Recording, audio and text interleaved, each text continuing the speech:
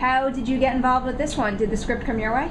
It did. We were just finishing Wolverine, and I got the script, and I had to be in LA within hours. Well, the next day, but because Steven Silver, the director, was leaving that Friday night, and I had to be there Friday morning. So I read the script, and then hopped on a plane.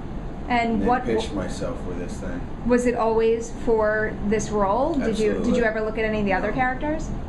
And what was it about him that really got you? I think everything. The challenge to play Kev, the true story, and to me, I mean, biasly speaking, he's the most interesting guy, you know, to dive into as an actor. I'm looking at the poster, by the way. There you go. No, it was. There's so many, just the history behind this, and I wasn't very educated on. You know, I never knew of the Bang Bang Club. I knew of the photos that Kev and Greg had shot. Just to be a part of that too was just a very special thing, you know. And how'd you go about preparing for this role? I mean, personally, in terms of, you know, connecting yourself with a real person, and also technically, I'm sure you had to learn about the cameras and everything too. Well, you just answered my question. No, lost the weight. I had 2 months to prep in Austin, so I went to LA for a month, and shadowed this photographer, and then I bought the camera that Kev uses a lot of the time is a Leica M6, so I bought one of those, which is about a 50-plus-year-old camera, and so you just really just envelop yourself with that and learn from your own mistakes shooting wise. Brought the camera back while I was losing the weight, and then just shooting and shooting and shooting, and then listening to his cadence and his I only had something like a 30-something second video of Kev talking, so I just listened to that on repeat while I'm running, and then doing as much as you can really before you get to South Africa, and you know, and then it's full tilt once you get there, you know. So, and obviously, like you said, the stakes are so high because you're doing, you know, I'd do anything, whatever it took to do him right, you know. Do it honestly. Like thinking back to Wolverine and, you know, bringing a comic book character to life, I mean, it's a lot more pressure, I'd imagine. I think it's a lot more specific. I mean, any role you want to make your own, but when you're doing something like this and what Kev's left behind, and the challenge with me, with Kev was, well, there's so many, but I think just to show the full spectrum of who he was. And not just to show that he was, you know, addicted to drugs or this manic depressive kind of guy. He's an incredibly empathetic guy, and that's what drove him to do that and to do what he did with the camera and to be part of this. And he even served in the military, and it was always about making a difference with him. And I think it just caught up to him, you know. He was just the wrong thing to be a part of with the way his general makeup was, you know. He just couldn't handle it. He's created a pretty powerful, lasting legacy on his own, but I don't know, in a way you're kind of extending that. I hope so. You know, if I can even be a part of it, it's great. You know, and I think everyone's going to derive what they will from my performance and make their own distinctions of who Kev was, which again raises the stakes so high because obviously you can't get to know him now. So,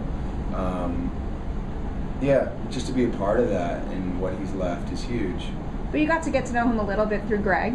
Absolutely. When we got to Joburg, it was a big thing, and it is a big deal for me to, you know, and this wasn't that long ago, you know, 15 years ago when we were filming. So it's still very emotional for everyone, even shooting, and especially these guys that lived through it. And you got some guy coming in, some Hollywood guy, you know, that's come in and he's like, oh, you know, you want to prove so much to these guys, and you want to do it for them because it means so much more too, right? So it was huge. Were you guys welcome there? Because I heard you also shot in some of the same townships that they worked in. Yeah, we were in Soweto and Takoza, and some near or on the killing fields Idi Amin left behind. So it's very, very tense time, and you know, as an actor, it just puts you in the present moment. It helps so much to be on location, be in South Africa, and again, where these things took place. So it just it's like another character in the film. You're just really reacting to what they're giving you, and it's a blessing, you know, to been allowed to be a part of it, and with the whole community more or less supporting this, you know. Were a lot of the extras in the film locals? Absolutely. I'd say like 99% of them. How did they adjust to working in that kind of environment? Because you have some pretty, like, grandscaping shots with, I mean, hundreds of people. Yeah, they loved it. I think, like I said, it's such, that energy is what it is. And you can't replicate that, really, unless you take these guys that have marched, that have voted, that have lived through it. And these guys, there's something there, man, that intangible thing that these guys create, because they're doing things that I guarantee you actors that didn't know about that time or were that educated about what actually happened, that you capture on camera, man, and as an actor to react off that it's great, it's special, and it's I'm very lucky. I love those scenes, by the way, when the street scene, the Civil War stuff, and when they're all combating and coming into each other. I love it, and we were lucky. I love those kind of things. It's easy to. That's a great day for me. Those ones. How are those to shoot for you? Because I'm assuming you have to, you know, hit certain marks on top of focusing on your lines and just being the character. Yeah, but I mean, putting the accent and losing the weight and even the beard and the look and the clothes. Like, I mean, no one will know this, but you wear the same. Kev wore the same jeans every scene of that film. And that's just who he was. I remember a story that they would go out all night, and you get pieces of that in the film, and you know, sometimes they wouldn't sleep because they'd get up and go to these bang-bangs at like 4, 5 in the morning with sun up, and they'd have the police scanner. And I remember Zhao telling me this story, and this is very Kev, of course, but he would be mid-shoot, and they'd look over to Kev, bare feet, running through like these kind of crazy areas, right? Glass, bullets flying, and Kev's in bare feet, completely unconscious of it.